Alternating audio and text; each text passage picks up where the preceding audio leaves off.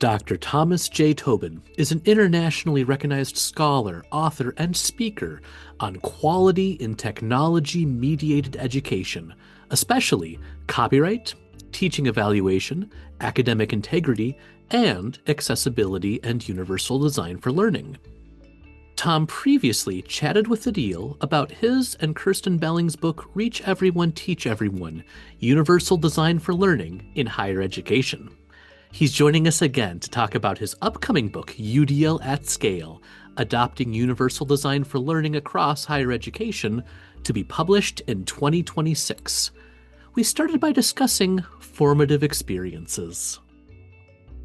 Tell me about a great teacher you had that helped shape your own work in education. Oh, good question.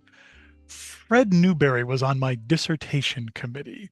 Now, I studied 19th century British literature, and Fred taught American literature courses. He was one of the editors of the Nathaniel Hawthorne Review. He was a quiet man, southern, considered, patient, but also a wicked, dry sense of humor. So I was taking a course from him while I was working on my PhD, and we were reading some of the classics of 19th century American literature, the Mark Twain and the Plains writers. And we were reading a book by Sarah Orne Jewett called Country of the Pointed Firs from 1896. And I hated that book. So much so that on my paperback copy, I took a little piece of paper and wrote the word crap and put it over the word firs so that when we were in class, my copy said country of the pointed crap. Fred did not take kindly to this. And in a way that I did not expect. And this is what helped me with my own work in education. Yeah. He just looked at the cover sort of dryly. And there's a bunch of us in the seminar. And he said, "So, Mr. Tobin, you didn't like the book. Why? Point to the evidence. What is your rationale?" And at that point, all I had was vibes, right? It was a feeling. The sentences are too long. The plot is taking so long to get going. It's all exposition and backstory. And to this day, of course, that's one of my chief challenges with film and drama and things on a stage.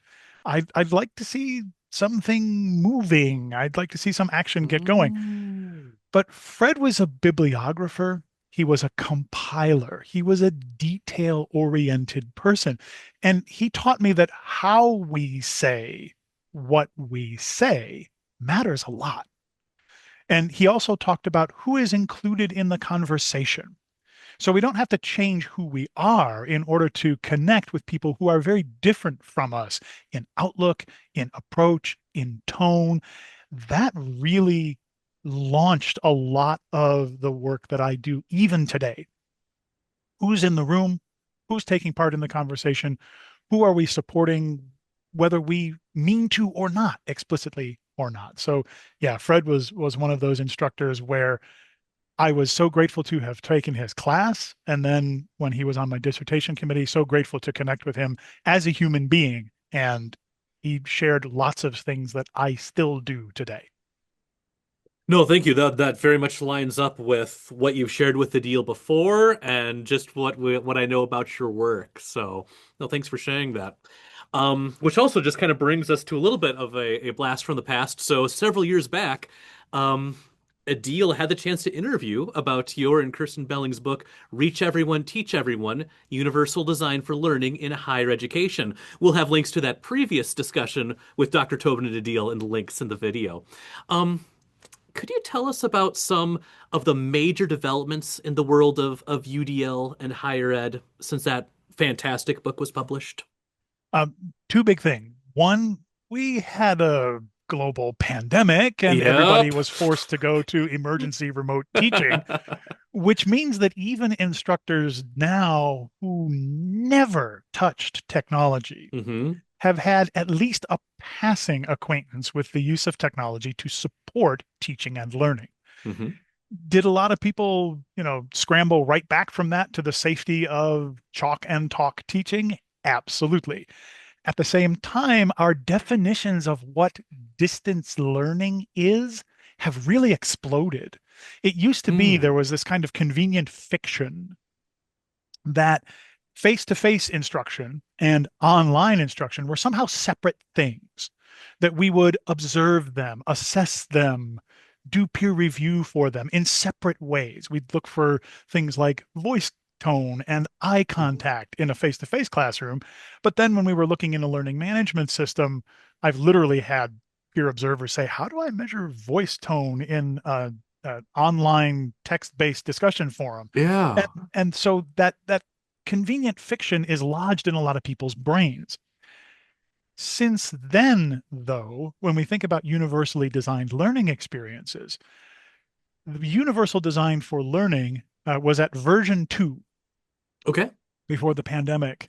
And a lot of researchers and scholars were coming back to CAST, the organization who are the sort of Mhm. keepers of the flame for universal design for learning, and saying things like, UDL doesn't really acknowledge that not only our learners are variable in terms of their socioeconomic backgrounds, their level of preparation, those Mhm. kinds of standings, but it's the same for instructors and designers too. Not Yeah. everybody has the same level of automatic deference and privilege in the classroom. Listeners, I'm a white man with gray hair and glasses and a beard, and I tick all the boxes for unexamined and unearned privilege.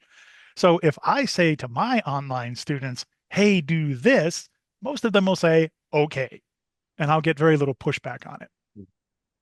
One of my colleagues, who's a black woman, can say, hey, do this the exact same way, and all kinds of pushback from students because she doesn't have that automatic deference. Yeah. So, Universal Design for Learning 3.0 recognizes the intersectionality Mhm. that people bring to learning experiences. It also takes the authority for designing things in accessible ways away from just the instructor and says students can do this too, right? So students can create their content in ways that have multiple ways for other people to engage with them. Students can make choices in the actions that they take, in the activities that they create, in the way they study, so that other people can follow along with them more easily. So the newly released UDL 3.0 guidelines, there's also a new book, UDL Principles, Framework, Mm. and Practice. This updated UDL to recognize that agency among learners and teachers. It also has a new focus on K-12 learning environments and practitioners. Mhm. There are 36 considerations among 9 different guidelines that lead up to the 3 principles of universal design for learning. Listeners, if you're keeping score at home, design multiple ways of getting and staying engaged, multiple ways of representing information, multiple ways to take action and express yourself. Those are the 3 big principles of UDL. The word provide in those 3 principles has been replaced with design. It used to be provide multiple ways, meaning I'm the instructor or the designer, and I make this structure. But now executive function has expanded out from just one guideline to an entire row in that chart, and anyone can do the design work. So the 3.0 version of UDL is all about variably receptive and transmissive intersectional agentic design environments with multiform choice architecture and interculturally sensitive engagement models for an audience of learners. Actually, no. This is the simple version of what's new in there. There are still knowledge gaps in that UDL Mm. 3.0 framework that Sure. our higher ed research has already actually addressed. For example, there's a continued gap in the new guidelines. It's a lack of higher education framing, research, practices, despite we've got more than a decade of large scale data from UDL in higher education settings worldwide. For instance, the UDL guidelines still assume that the classroom or learning space is a command environment, like the single instructor standing in front of dozens of college students sitting in a tiered seating lecture hall, or one instructor in a learning management system shell with a couple hundred students in Mhm. there. Even when the focus of the learning engagement is where learners themselves are taking inclusive actions, still an assumption that the instructor is quote unquote in charge and the students are in the learner role. So that's more appropriate in K-12 environments. The learners are children with developing brains. Teachers' jobs contain a significant element of discipline and instruction and social development alongside content acquisition. So when we think about what's new in colleges and universities, our learners, they're already adults. Some of them with lots of experience under their belts. So there's much less of a need for or an expectation to establish command environments. Now, this actually lets us design better for that goal of designing for agentic learning in higher education, since we're in the business of preparing our learners to join us as professionals in our fields eventually. So that's just one of the many practice and research gaps that have opened up in that new 3.0 version of the UDL guidelines when we're talking about higher education. Yeah, no, thank you.